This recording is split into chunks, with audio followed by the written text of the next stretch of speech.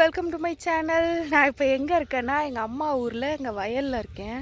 நாங்கள் ஊருக்கு கிளம்பியாச்சு. எங்கே போகிறோன்னா அம்மா வீட்டுக்கு தான் போகிறோம். போகிற வழியிலேயே வண்டி ஓவர் வெயிலாக இருந்தது. அதனால் வண்டியை நிறுத்தி பூர்விகா ஷோரூம் இருந்தது. கொஞ்ச நேரம் அப்படியே உள்ளே போயிட்டு என்னென்ன கலெக்ஷன்ஸ் வந்திருக்கு பார்க்கலான்ட்டு. ஃபோனுக்கு கொஞ்சம் உடம்பு முடியாமல் ஆயிடுச்சு. அதனால் புது ஃபோன் மாற்றலான்னு சொல்லிட்டு ஐடியா வந்திருக்கு. அதனால் போய் பார்த்துட்ருக்காங்க அப்பாவும் பிள்ளையும். இப்போ நாங்கள் எங்கள் அம்மா ஊருக்கு எதுக்கு போகிறோம் அப்படின்னா, அம்மா வீட்டில் அறுவடை பண்ணுறாங்க. நெல் தான் விதைச்சிருந்தாங்க. அந்த அறுவடை தான் இன்றைக்கி பண்ணுறாங்க. எங்கள் வீட்டில் கால் வந்தாச்சு வாக்கான்னு சொல்லிட்டு என் தம்பி ஒய்ஃபுங்க கிட்டேருந்து. அது மட்டும் இல்லாமல் எப்போ எங்கள் வீட்டில் அறுவடை பண்ணாலும் நான் கூட இருந்திருக்கேன். இந்த வருஷமும் இருக்கணும்னு ஆசை. ஸோ அதுதான் போகிறேன். போயிட்டு எந்த அளவுக்கு நம்ம வயலில் விளைச்சல் வந்திருக்கு, நெல் நிறைய பிடிச்சிருக்கா இல்லை கம்மியாக இருக்கா, எந்த அளவுக்கு நம்மளுக்கு செலவு ஆகும் விவசாயத்தில் அப்படிங்கிறதெல்லாம் தான் பார்க்க போகிறோம். எவ்வளோ கஷ்டமான ஒரு லைஃப் தெரியுங்களா விவசாயம் பண்ணுறது. அதுக்கு நெல்லை விதைக்கிறதுலேருந்து அதை அறுவடை பண்ணுற வரைக்கும் அவ்வளோ கஷ்டம் இருக்குது. அது ஒழுங்காக விளைஞ்சி நம்மளுக்கு நல்ல விளைச்சலை கொடுக்குற வரைக்கும் ஒவ்வொரு விவசாயம் அந்த அளவுக்கு கஷ்டப்படுவாங்க. அப்படி தான் எங்கள் வீட்லேயுமே கஷ்டப்பட்டு இந்த விவசாயத்தை இந்த வருஷம் பண்ணியிருக்காங்க. 4 வருஷத்துக்கு முன்னாடி பண்ணாங்க. இப்போ 4 வருஷத்துக்கு அப்புறம் எங்கள் வீட்டில் எங்கள் சித்தப்பாங்க எல்லாம் ஒவ்வொரு வருஷம் செய்வாங்க. நிலத்தெல்லாம் யாருக்கும் பிரித்து கொடுக்கல எங்கள் தாத்தா. ஒவ்வொரு வருஷம் ஒவ்வொருத்தர் செய்யணுன்ட்டு. ஏன்னா அவங்கவுங்களுக்கு பிரித்து கொடுத்தா எல்லோரும் விற்றுட்டு லேண்டு போட்டு விற்கிறாங்க எல்லோரும். அதனால எங்கள் தாத்தா உஷாராக பிள்ளைங்க 4 பேர் 4 வருஷம் ஒவ்வொருத்தர் ஒவ்வொரு வருஷம்னு சொல்லி விவசாயம் பண்ண விட்டாச்சு. இப்போ நானும் அம்மாவும் வயலுக்கு போயாச்சு. போயிட்டு அம்மா முன்னாடி நடந்து போயிட்டுருக்காங்க, நான் பின்னாடி நடந்து போயிட்டுருக்கேன். அங்கே போயிட்டு இது டைம் 2:30 ஆல்மோஸ்ட் 3 o'clock இருக்கும். நாங்கள் இங்கே போகும்போது அவ்வளோ வெயில். அந்த வெயிலில் தாங்கவே முடியல. சுற்றி சுற்றி பார்த்துட்டு போகும்போதே கீழே இருக்க சாணியை பார்க்காம அதுலேயே வழுக்கி கீழே உழுந்து எழுந்து போகிறேன். வாங்க நம்மளோட வயலை போய் பார்க்கலாம். முன்னாடி இருக்கிறதுலாம் ஆல்ரெடி அறுவடை பண்ணிவிட்டு மறுபடியும் மிஷினில் நடவு நட்டுருக்காங்க. இப்போ நான் எங்கே போயிட்டுருக்கேன் அப்படின்னா அதுதான் பேர்ட் செஞ்சுரி. இப்போ நான் எங்கே போயிட்டுருக்கேன்னா இப்போ பாருங்கள் காமிக்கிறேன். என் அம்மா போயிட்டுருக்காங்க. அந்த இடத்துல மிஷின் வச்சு அறுப்பாக இருக்கிறாங்க. இப்போ நான் அங்கே தான் போகிறேன் அம்மா பின்னாடி. ஸோ இந்த வழியால் தான் நான் போகிறேன். இதில் தான் ஒரு வாட்டி நடும்போது நட்டதுக்கப்புறம் விழுந்து வாரின இடம் இந்த வழி தான், வரப்பு தான். ஸோ போகலாம் வாங்க.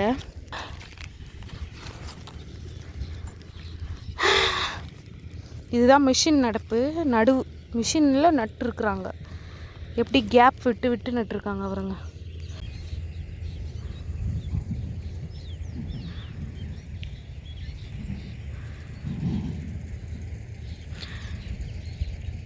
இப்போ அங்கே வர்ற டிராக்டர் தான் இப்போ இங்கே மிஷின் ஓடிட்டுருக்குது இல்லையா, அந்த மிஷின் கிட்ட நிற்கும். அந்த டிராக்டர்லேருந்து நெல் கொட்டி அதை பிடிச்சிட்டு போவோம்.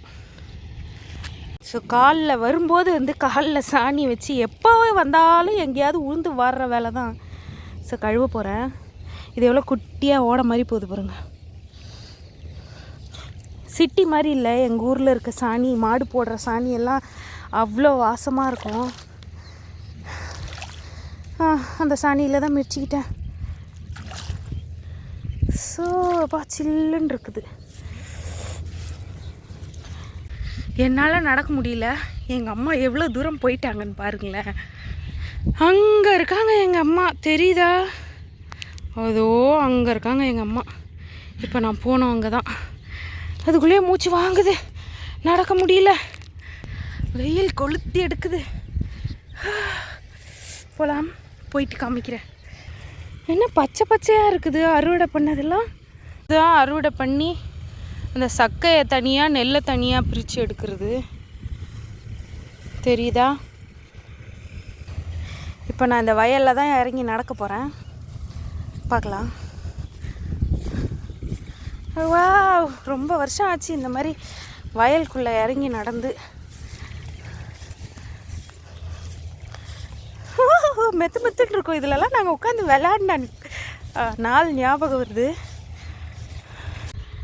இதுதான் வண்டி ஓடுன அது இருக்குல்ல, இது வண்டி ஓடுன தடம். இது மேலே நடக்க கொஞ்சம் ஈஸியாக இருக்கும். ஸோ இதில் தான் நடக்க போகிறோம். ஒரு வழியாக ரீச் ஆயாச்சு. The destination level is reached. மாடியோ மூச்சு வாங்குதுப்பா. இந்த வெயிலுக்கு நம்மளால் நடக்க முடியல.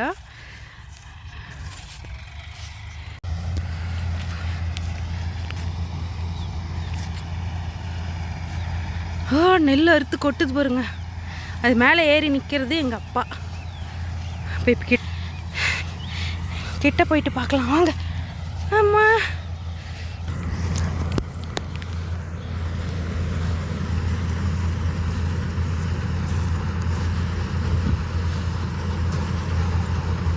இந்த அறுவடை பண்ண இந்த நெல்லுக்காக தான் இந்த ஒரு 6 மாத போராட்டமே. எல்லா விவசாயியும் இப்படி தான். நம்ம பண்ண நெல் பயிர் விவசாயத்தில் எவ்வளோ நெல் வருது, எவ்வளோ நம்மளுக்கு வந்து அதில் லாபம் நஷ்டம் எல்லாம் இதுக்கப்புறம் தான் தெரியும். புஸ் புஸ்ன்னு இருக்குதுப்பா. புஸ் புஸ் புஸ் புஸ் புஸ் புஸ்.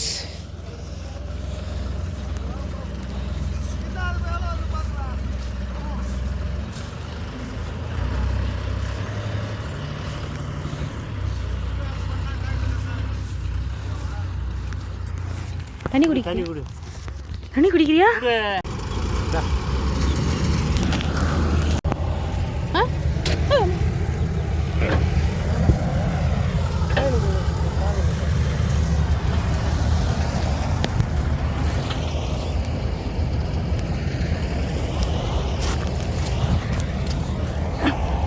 ஐயோ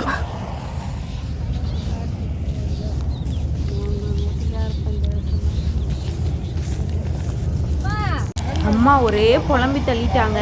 ஏன்னா இந்த வருஷம் வந்து அந்த அளவுக்கு வந்து விளைச்சல் இல்லவே இல்லை.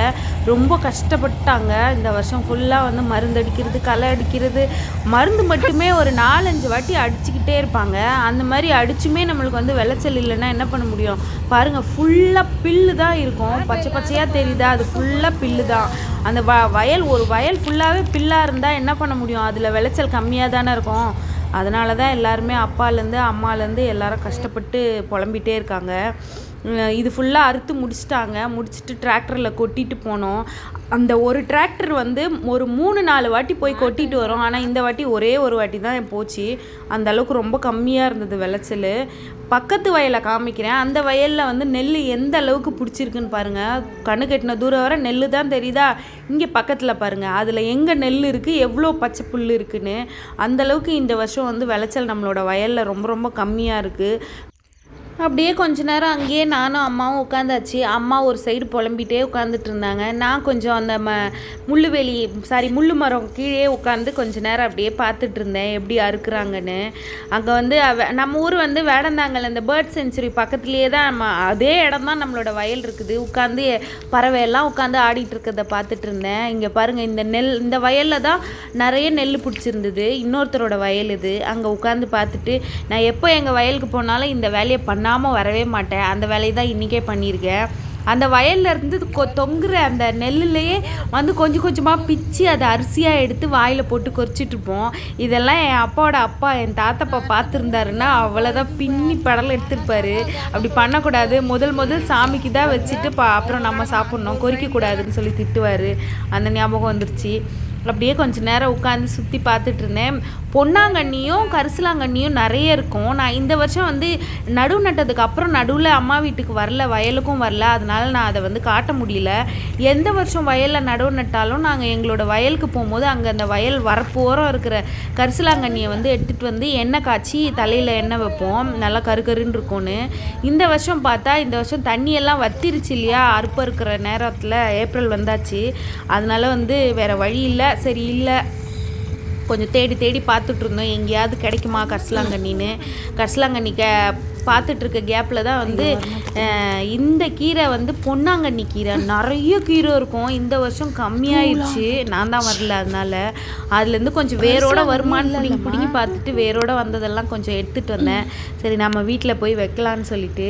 இந்த பழம் உங்களுக்கு ஞாபகம் இருக்கா? இது நல்லா பழுத்து எல்லோ கலரில் வரும். அதை பிரித்து நம்ம உள்ளே வந்து சூப்பராக இருக்கும். இருக்குது பேஷன் ஃப்ரூட். இது நம்மளோட ஊரில் இருக்கிற பேஷன் ஃப்ரூட்டு.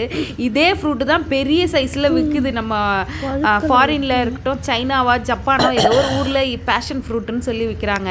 ஆனால் இது நம்ம ஊர் பேஷன் ஃப்ரூட்டு. இது நல்ல எல்லோ கலரில் இருக்கும்போது சாப்பிட்ட ஞாபகம் இருக்குது.